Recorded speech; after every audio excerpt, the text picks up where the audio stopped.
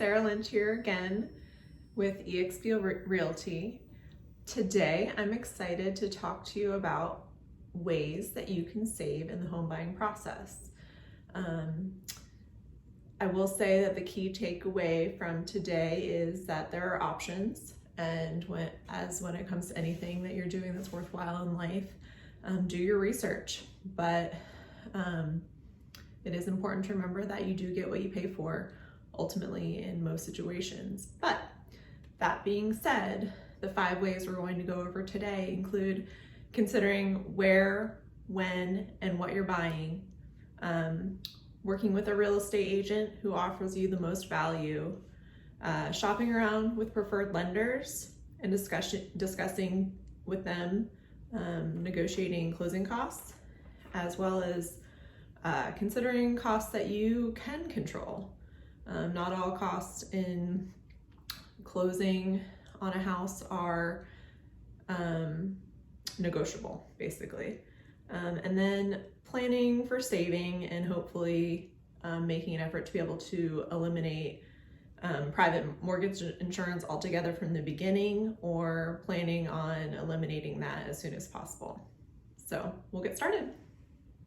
Okay, so my number 1 tip for saving in the home buying process is considering the where, when, and what of buying.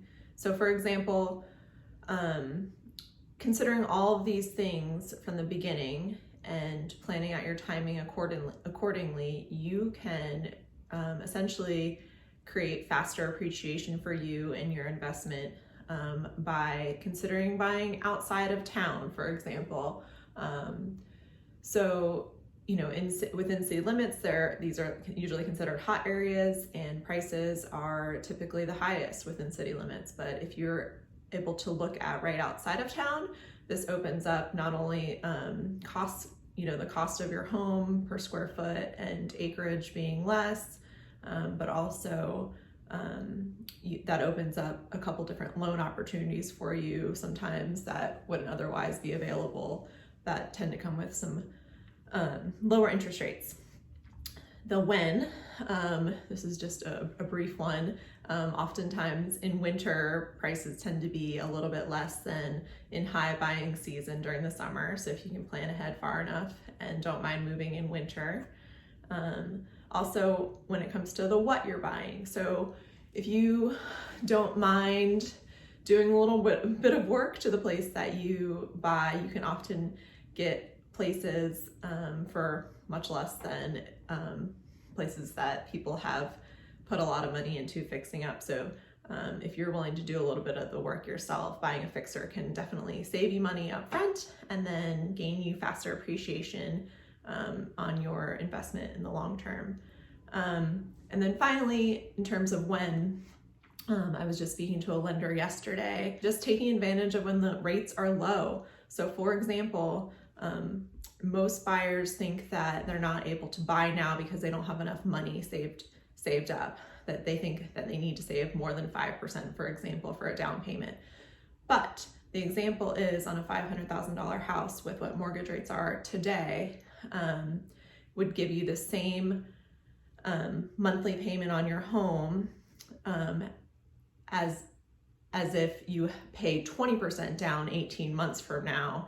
And that's if the interest rate is climbing at, 0.25% per month. So you're looking at 5% down on a $500,000 house versus 20% down on a $500,000 house. You're saving a significant amount of money, but by taking advantage of low interest rates now. Number 2, so working with a real estate agent that offers you the most value. This alone will save you time, money, and heartbreak in the long run. There are no excuses for buyers to not be working with a real estate agent, because sellers in 99.9% of cases pay for buyers' brokers' fees.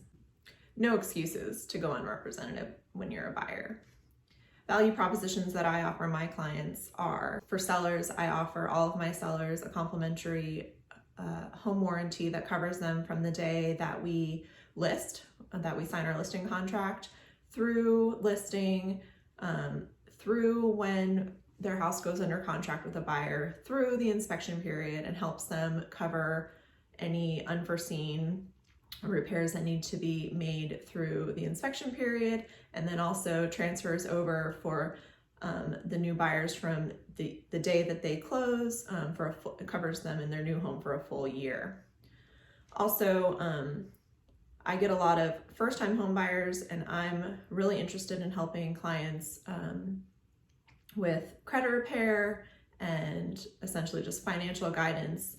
It's really important that when you start to think about buying a home that you connect with an agent and a lender minimum 3 to 6 months before you're ready to start buying and looking, because there's lots of things that can be done to raise your credit score quickly within 45 days and get you set up and in the best position possible to get the best rates. And then also for clients of mine who decide they want to sell and buy with me, I do a discounted commission for that. Number 3, shopping around with preferred lenders to discuss and negotiate closing costs. Now, in general, there are lots of fees that are sort of just built in and you really can't negotiate and avoid, but I definitely recommend when you make your first few calls to lenders to ask for an estimate that will outline the fees so you can cost compare. You may be able to save a few $100s by going with one lender over another. If you're in the position to take advantage of VA or USDA loans, they require 0% to very little down and also typically come with lower fees. But going with these loans, you really have to take into consideration they have pros, but they also have cons. Number 4, considering costs that you can control. So for example, homeowners insurance may be one of those things. Again, shop around, but keep in mind, often you get what you pay for. Something I like to think about are 401k savings. So you may be in a position where you have a job that your employer matches or contributes to your 401k savings plan. And something neat to know about that is you can make early withdrawals from that account with no penalty if you're applying it to your home loan or down payment for a home. Now, credit score, I would say this is probably the biggest thing you can do to help yourself save money, or one of the biggest things, because this is something you can control, right? So, I mean, it's pretty obvious, but the greater the score, the better your rate's gonna be, right? Now, credit utilization, ideal credit utilization is less than 15%, will keep your credit score, in a higher range. So paying down credit card debt in order to get the right credit utilization percentage is important. This actually accounts for 30% of your credit score value. And just keep in mind, don't open new accounts or take out new loans when you are planning to buy a home. When working with most lenders, in order to get their standard rate, it doesn't cost you anything, right?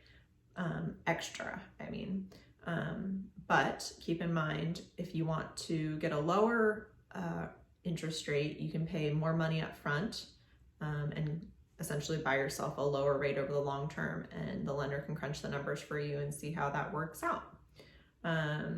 If you essentially want to save money up front and don't put as much money down, that's an option also, but what will happen is you'll end up getting a higher rate in the long term. But what the lender can do is they can essentially return a credit back to you at closing to help lower your costs. So that's an option that you can discuss with your lenders. Okay, number 5. I saved this one for last because I do think that this is actually the one that will probably save you the most money in the long term if you can plan for it. Now, it's eliminating private mortgage insurance. Now, private mortgage insurance is a beast. If you end up having to pay it, it can range from anywhere to 0.5% to a full percent of the value of your loan per year. So you are required to carry private mortgage insurance if you pay, if you put anywhere less than 20% down on your home, or if you, all FHA loans also require private mortgage insurance. Now, with an FHA loan, you can refinance out of your private mortgage insurance when your loan to value ratio drops below 78%, and that's easier to do with some lenders than others, but it's usually easier to do with smaller local lenders who don't sell back their mortgages and can easily refinance your loan for you when it comes time. And I would say being able to eliminate this from the get-go, planning ahead, putting money away in savings, saving for as much money down as you can on your home will save you the most money overall. Everybody likes to save money, and the home buying process is no different. So my 5 ways that I touched on today are: consider your where, whys, and whens. Work with a real estate agent who you know, like, and trust, and who can guide you through the process. This is a huge value proposition here, just in and of itself. Shop around with preferred lenders. Consider what you can control, your credit score, for example, the amount of money you're putting away into savings, and do everything you can to eliminate private mortgage insurance. Thank you guys again for joining me today. This is Sarah Lynch with eXp Realty. If you like this video, please like it and subscribe so you don't miss anything. Give me a call, send me a text. I'm here for you. Until next time, have a great week.